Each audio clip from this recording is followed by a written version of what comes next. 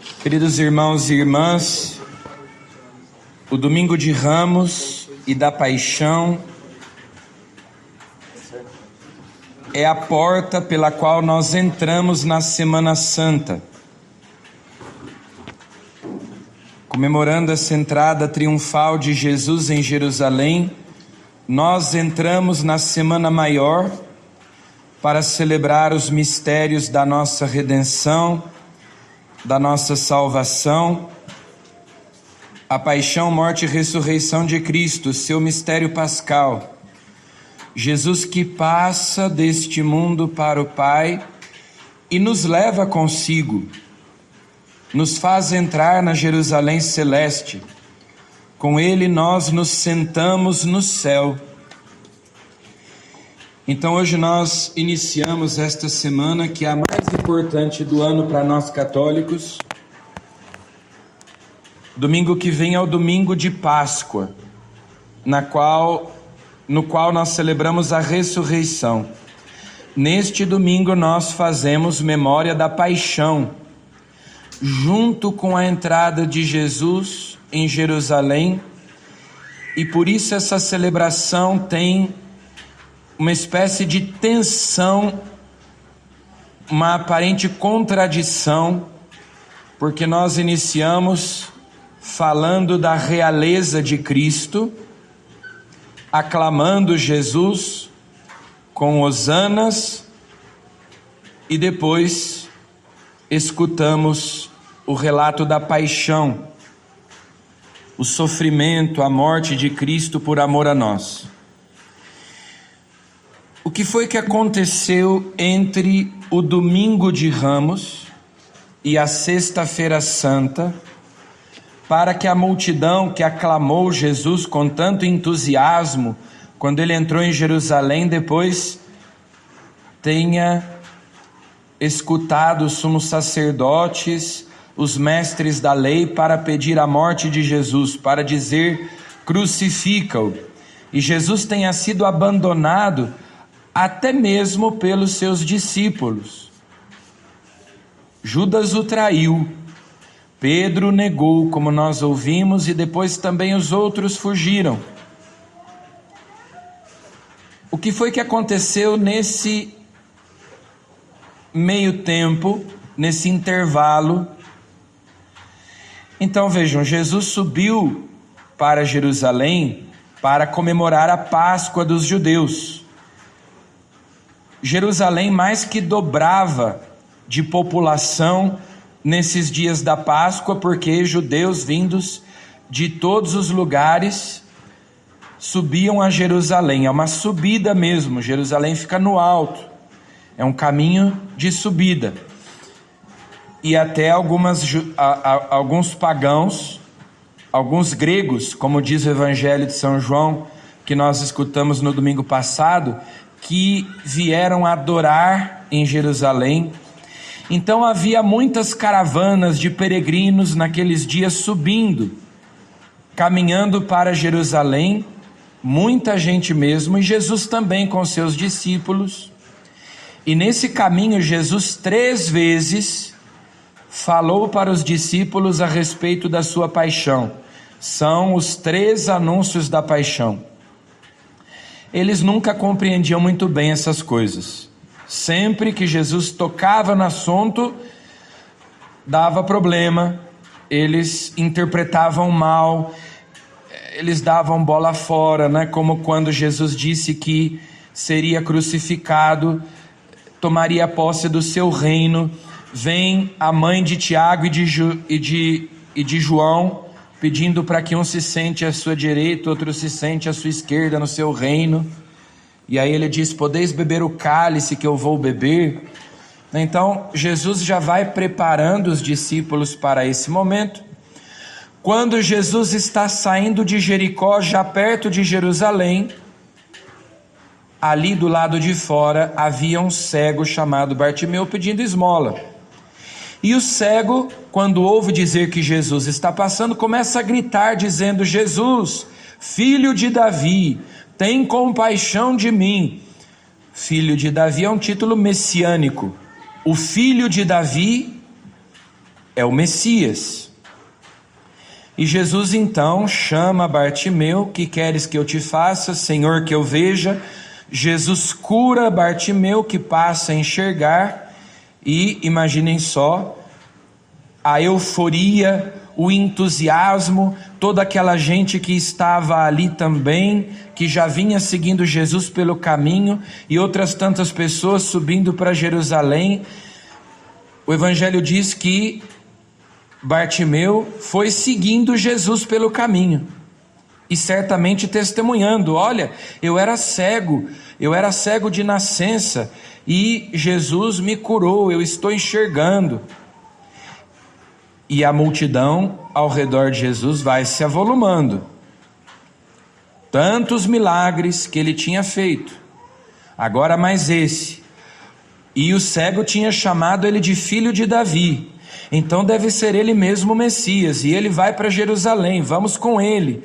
E depois Jesus manda os discípulos buscarem um jumentinho. Os profetas tinham dito que o Messias viria montado num jumento, porque os reis geralmente andavam a cavalo, que é um animal mais nobre, e também um animal que era usado nas guerras. Os reis iam montados nos seus cavalos para a guerra. Jesus entra montado num jumentinho, o que significa que ele é um rei da paz, um rei pacífico. A cidade de Jerusalém tem esse nome que significa justamente cidade da paz, Jerusalém. O nome antigo era Salém, que vem de Shalom, é a cidade da paz. Ele é o rei da paz, ele vem trazer a paz. Então, quando Jesus entra, e era comum que, quando vinham esses peregrinos, nas portas da cidade, a cidade era cercada por um muro, e nas portas ficavam os levitas com tambores, com trombetas, cantando salmos, especialmente o salmo que nós cantamos ali no começo da procissão: ó portas, levantai vossos frontões, elevai-vos bem mais alto, antigas portas, a fim de que o Rei da Glória possa entrar. Quem subirá até o monte do Senhor? Quem ficará em sua santa habitação? Quem tem mãos puras e inocente coração? E o povo vinha então com ramos, e era acolhido pelos cantores nas portas da cidade. E então vai se criando aquele clima de euforia, de entusiasmo com Jesus. Ele é o Messias, ele curou ali um cego em Jericó, ele vem sentado num jumento, os profetas disseram que isso aconteceria, tudo está se cumprindo. Aí Jesus vai para o templo. No templo ele expulsa os vendilhões, purifica o templo. Mais um sinal: ele é o profeta, ele é o rei esperado. E depois de tudo isso, Jesus faz o quê? Eles esperavam que Jesus fosse organizar o povo, dizer assim: olha, agora nós vamos pegar em armas, nós vamos fazer uma revolução, vamos preparar os exércitos e vamos expulsar os romanos daqui, nossos inimigos serão vencidos, nossos opressores irão embora, e eu vou ser o rei de vocês, e nós viveremos em paz neste reino aqui, neste mundo que eu vou estabelecer. Só que Jesus não faz nada disso. Jesus vai embora para Betânia. Passa segunda, terça, quarta, nada. Qual foi o sentimento dos discípulos? Qual foi o sentimento daquelas pessoas, da multidão? Fomos enganados. Ficaram decepcionados com Jesus. Ficaram frustrados, porque Jesus não correspondeu às expectativas deles. Ora, ele disse que era o rei. Onde é que está a revolução? Onde é que está o seu reinado? Judas certamente pensava consigo: esse cara não sabe o que ele está fazendo. Está fazendo tudo errado. Ele não deve ser o Messias coisa nenhuma.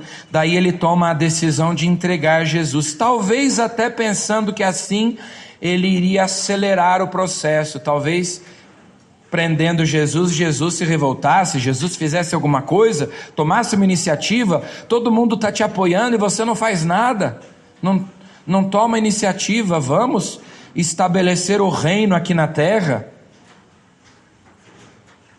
Jesus não toma nenhuma iniciativa, então as pessoas vão ficando decepcionadas com ele.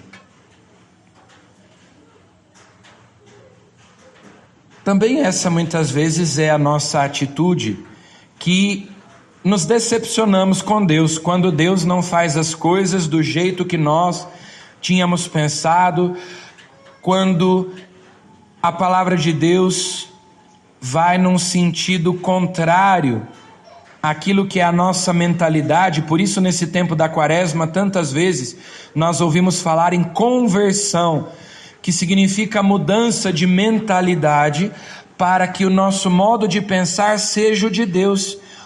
Ora, sim, Jesus é rei, ele entrou em Jerusalém, a cidade santa, para tomar posse do seu reino, mas ele escolheu como trono a cruz.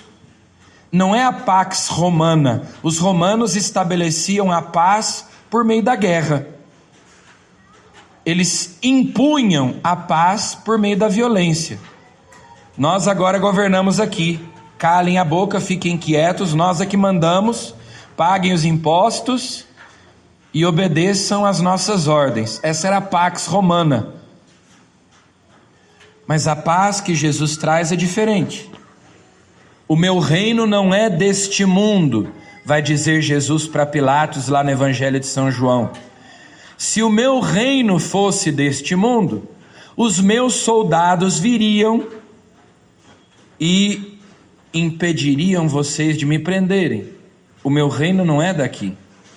Jesus não nos promete a felicidade perfeita aqui neste mundo. Ele não nos promete prazeres, riquezas, ele nos promete o céu. Jerusalém é a cidade que na Bíblia simboliza para nós o céu, assim como Babilônia é a cidade que representa o contrário disso, o inferno, a humanidade revoltada contra Deus, a humanidade que despreza Deus, a humanidade que vira as costas para Deus, é a Babilônia, como diz lá São João no Apocalipse, enquanto que Jerusalém é o céu. É a cidade de Deus, é o povo de Deus, a cidade da paz. Então, na verdade, Jesus entra em Jerusalém, ele veio subindo, desde a Galileia, subindo para Jerusalém, mas a subida dele continua. Ele chega em Jerusalém e dali ele vai subir na cruz e depois subir para o céu, para nos levar consigo junto com ele. O evangelho que nós escutamos começa com Jesus ali em Betânia, naquele jantar, a narrativa da paixão segundo São Marcos. Maria de Betânia vem com um vaso de alabastro cheio de perfume, e ele diz que ela quebra o vaso para ungir Jesus, e o perfume se espalhou por toda a casa. O que acontece na morte de Jesus é isso. Jesus é esse vaso despedaçado na cruz, para que o perfume do amor, da graça de Deus se espalhe no mundo inteiro. Então, por isso começam a dizer ali, mas que desperdício, em vez de usar esse perfume tão caro, por que é que não se vendeu para dar dinheiro para os pobres? São João diz que quem fez esse comentário foi Judas. Parecia que ele estava muito preocupado com os pobres, mas São João diz não, ele era ladrão, ele era mal intencionado. Aliás, Jesus diz uma palavra tão forte no evangelho de hoje, ele diz assim: ai daquele que trair o Filho do Homem, melhor seria que nem tivesse nascido. Ai de nós, se nós não vivemos na graça de Deus. Ai de nós, se nós morrermos em pecado mortal. Melhor seria que nós nem tivéssemos nascido. Ai de nós, se nós abandonamos a igreja de Deus, se nós nos afastamos da Eucaristia, se nós nos afastamos da confissão, se nós abandonamos tudo aquilo que recebemos, se pisamos a graça que recebemos. Melhor seria que nós nem tivéssemos nascido. Jesus é esse vaso espedaçado na cruz, que difunde o conhecimento, o amor de Deus no mundo inteiro. A morte de Jesus não foi um acidente de percurso. Não é que Jesus calculou mal, Jesus não mediu bem as palavras e acabou que ele foi crucificado porque não teve uma boa estratégia de comunicação. O marketing de Jesus não foi bom, ele não contratou um bom publicitário, então por isso ele foi mal entendido. Se fosse como o pessoal faz nas campanhas políticas, né? Vamos dizer aquilo que o povo quer ouvir. Não é o que eu acredito, mas é o que as pessoas querem ouvir. Então, para elas votarem em mim, eu vou dizer o que elas gostam de escutar. Não foi isso. Jesus entregou-se à morte livremente, conscientemente. A morte de Jesus é voluntária. Tanto é que ali no relato de São Marcos, eles vêm com uma mistura de vinho e mirra para Jesus beber. Era um anestésico. Se Jesus tomasse aquela bebida, ele ficaria ali na cruz anestesiado, meio inconsciente, como se Jesus ficasse dopado com aquela bebida. Jesus recusa, Jesus não bebe, porque ele quer estar consciente, ele sabe o que ele está fazendo. Todo mundo em volta dele pensa, ele não sabe o que ele está fazendo. Poxa, ele perdeu uma oportunidade de ouro lá no domingo, estava todo mundo do lado dele, a multidão, era só ele fazer assim que a gente ia conseguir expulsar o inimigo daqui. Mas o inimigo contra o qual Jesus veio nos libertar é outro. É outro tirano, é o diabo. Ele veio lançar fora o príncipe deste mundo, ele veio nos libertar do pecado, que é a pior escravidão. Ele veio nos libertar da morte, nos dar a vida eterna. Ele é rei, mas o seu poder é o amor, não é a violência, ele não se impõe. Depende do nosso consentimento. Como Jesus entrou em Jerusalém, ele também quer entrar no nosso coração, mas é preciso que eu dê o meu consentimento. É pela força do amor que ele nos governa, é pela força do amor que ele nos domina. Porque nós, assim como ele se entregou voluntariamente à morte, nós nos entregamos por amor voluntariamente a ele, entregamos a nossa vida a ele. É assim que ele vem reinar e estabelecer a paz, a verdadeira paz entre Deus e a humanidade, expiando os nossos pecados. Morreu por causa dos nossos pecados, ressuscitou para a nossa justificação. É o Rei da justiça e da paz. Estabeleceu a justiça, reconciliou-nos com Deus pelo sangue derramado na cruz, e por isso nós estamos em paz com Deus. Nós que éramos inimigos de Deus, nos tornamos amigos de Deus, filhos de Deus, pela sua morte. Então, não é uma felicidade aqui no mundo, que era o que as pessoas esperavam. É a felicidade no céu que ele veio nos trazer. Não é uma vida fácil aqui. Então cuidado, porque nós às vezes temos as nossas expectativas em relação a Deus e nos frustramos e ficamos decepcionados com Jesus, porque Ele não fez as coisas como nós achamos que é certo, como nós achamos que tem que ser. Mas Ele é que é sábio, Ele é que é bom e sabe como as coisas devem ser. A força de Deus, a sabedoria de Deus, o poder de Deus é a cruz. Então, quando Jesus fez todos aqueles milagres e tanta coisa, alguns acreditaram nele, outros não. Mas ali, quando Jesus está morto na cruz, o centurião romano olha, no momento mais improvável de todos, depois de tudo que tinha acontecido, é quando Jesus está morto na cruz, o centurião romano olha e diz: verdadeiramente esse homem era o Filho de Deus. Porque a linguagem de Deus é a linguagem da cruz, que é a linguagem do amor, que é tantas vezes incompreensível para nós. Então vamos pedir a Jesus que nós possamos compreender essa linguagem, compreender a sua mensagem, esse ato extremo de amor dele para conosco, que nos ensine também a sermos como ele, humildes, serviçais. Essa palavra a gente não gosta muito, né? Ela tem uma conotação ruim, parece, ser serviçal. Mas o católico deve ser serviçal. Aquele que serve por amor, aquele que doa a sua vida, aquele que se gasta de amor por Deus em função dos outros. Jesus disse a segunda leitura de hoje: sendo rico se fez pobre, ele se esvaziou de si mesmo.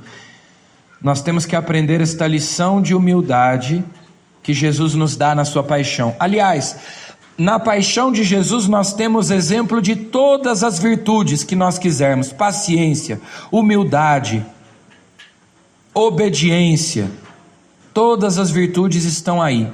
Basta nós aprendermos a lição que ele nos dá na sua paixão e imitarmos o seu exemplo.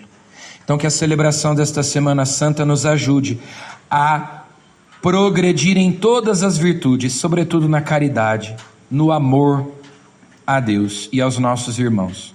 Louvado seja nosso Senhor Jesus Cristo.